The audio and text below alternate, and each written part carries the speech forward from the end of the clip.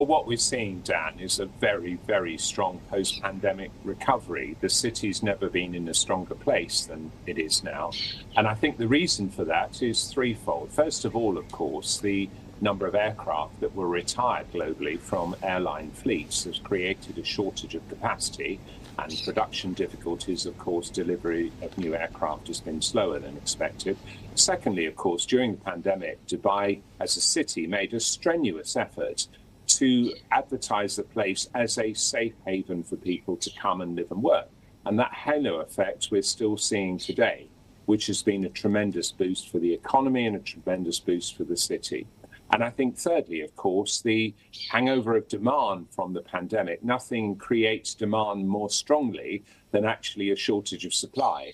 And when actually there was no ability to travel during the pandemic, that made people even more keen to travel. And that's a trend we're still seeing today. So those three reasons, I think, suggest that we are on for a record year.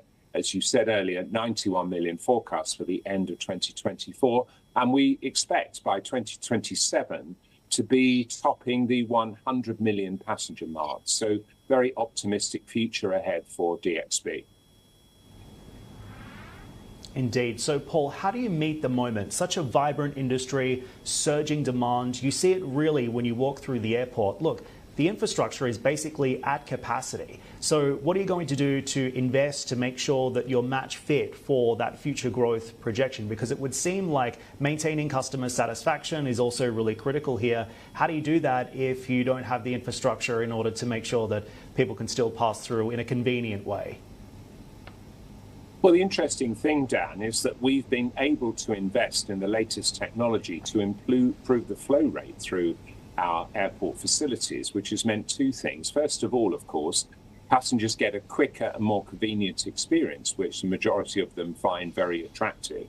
And secondly, of course, it does enable us to get huge increases in capacity out of our existing infrastructure without building too much additional capacity. But you will have seen the recent announcement of DWC, Dubai World Central, Al Maktoum International, where there is a 30 billion plus US dollar investment programs over the next 10 to 15 years to be able to migrate the existing airports. So the government here and the sector is taking a very bullish view of the future, and we are determined not to allow any capacity constraints, whether at DXB or DWC, to slow us down.